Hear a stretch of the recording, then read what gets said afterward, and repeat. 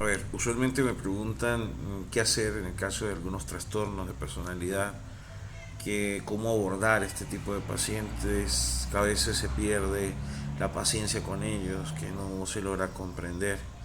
Y es verdad, ninguna familia, ningún ciudadano de a pie, llamémoslo así, está preparado para darle manejo a una condición mental. Primero porque hay una situación que nadie dimensiona, que nadie logra comprender en el caso de las enfermedades mentales, las enfermedades asociadas a la salud mental, es que la gente responsabiliza de la enfermedad al individuo, al paciente, a la persona que la padece.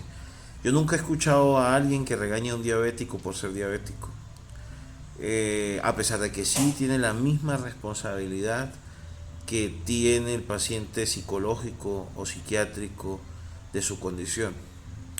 Entonces, a ver, el primer paso que tenemos que hacer es apoyar y no juzgar. Creo que esa es la primera herramienta de resolución y la primera estrategia de terapia. Es decir, yo en vez de sentarme a juzgar, sentarme a escuchar. A veces uno cuando llega a terapia con el paciente directamente no escucha, no puede uno hacerse un antecedente porque el paciente está inmerso en una psicosis o en un ataque de histeria o crisis de alucinación o está bajo el efecto del trauma, entonces no podemos dimensionar, no podemos hacer una buena evaluación. Entonces ahí es donde la familia entra a jugar porque yo soy, en el momento en que interviene el especialista, uno es el desconocido. En cambio, cuando el paciente ya corre, ya hay confianza entre terapeuta y paciente, uno ya puede manejar esa situación. Pero al principio nuestra indagación corre por parte de la familia. A veces la familia simplemente lo que escuchamos de ellos son juicios, discriminación, acusación. Y cuando debería ser todo lo contrario. Entonces son ustedes como red de apoyo quienes me van a orientar, van a orientar al terapeuta ofreciendo la información de los signos, ¿no? Por lo menos qué hacía, cómo se comporta, desde cuándo, el tiempo, todo eso es importante. Esa sería la primera cosa, ¿no? Segundo, cuando un paciente les busca a ustedes, la mayoría de uno interviene, llega a la familia, la red de apoyo, el terapeuta aparece porque el paciente de una u otra forma ha pedido la ayuda y ahí ya hay un gran trabajo. La familia escuchó todo y pues ya incita a la ayuda, ¿no?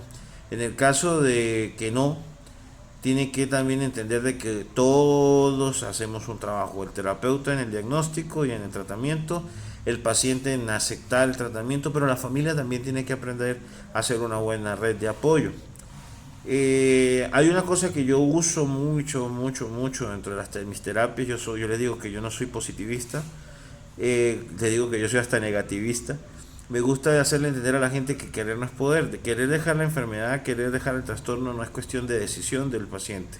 Entonces, hay una múltiples disciplinas que se tienen que hacer cargo, tienes que ver unos multifactores, llamémoslo así, para la intervención del paciente y en muchos de ellos se requiere la asistencia de la parte psicofarmacológica y el que el psiquiatra prescriba una medicación apropiada para el paciente usando por supuesto el informe psicoterapéutico donde uno más o menos le describe los rasgos y posiblemente para el diagnóstico.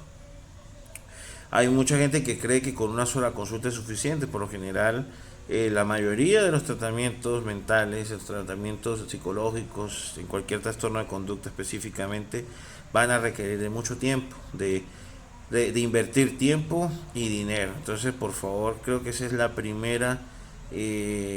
segunda cosa, perdón, que ustedes tienen que tener claro, de que van a haber muchos factores que tienen que intervenir y que los mismos van a costar tiempo, que es importantísimo, y dinero.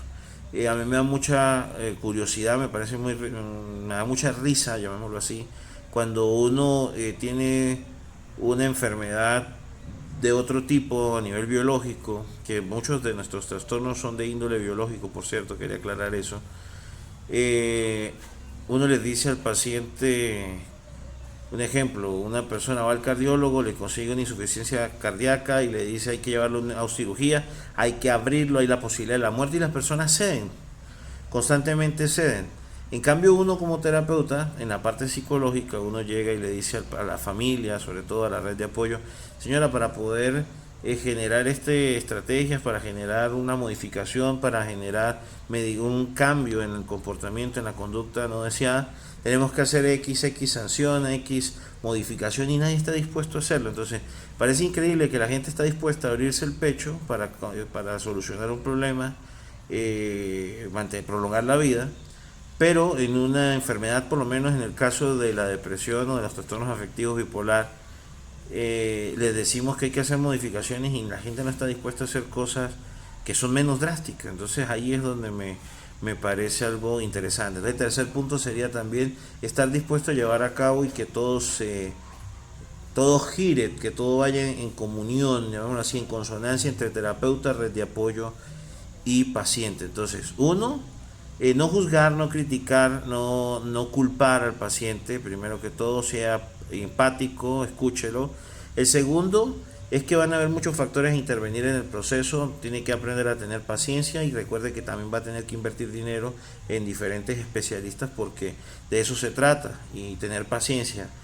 Y el siguiente punto sería que usted también tiene que entender de que debe de, como paciente, involucrarse en la terapia, estar dispuesto a hacer los cambios y como red de apoyo apoyar todo lo que el terapeuta dice. Creo que por allí serían como los tips más, los tres tips más elementales en el manejo de los trastornos psicológicos como para comenzar en este video, como para no hacerlo tan largo. Pero creo que esto sería más que todo como el preámbulo a todo. Recuerde que hay como que voy a aclarar esto aquí, las tres fases, ¿no? De la aceptación, la modificación y el mantenimiento de los cambios. Se oye muy fácil, se oye en tres pasos, pero esto es mucho más largo de lo que se cree y mucho más complejo en el momento de aplicarlo en la conducta del ser humano. Entonces, esto lo voy a hablar en otro videito, las tres fases del cambio, que es aceptación, modificación y mantenimiento, que realmente son cuatro partiendo, o cinco partiendo de la crisis. Crisis o actitud no deseada, negación, ¿sí? Ya ahí vendría la aceptación y ahí vendría la modificación y el mantenimiento, pero esto podríamos ampliarlo mucho más hablando de negociaciones y una cantidad de otras cosas que entran en esas tres fases que se oyen tan fácil: aceptación, modificación y mantenimiento. Entonces creo que para ser más lacónico, para ser concreto, creo que voy a dejar acá esto. Espero que te haya sido de ayuda. Cuídate mucho.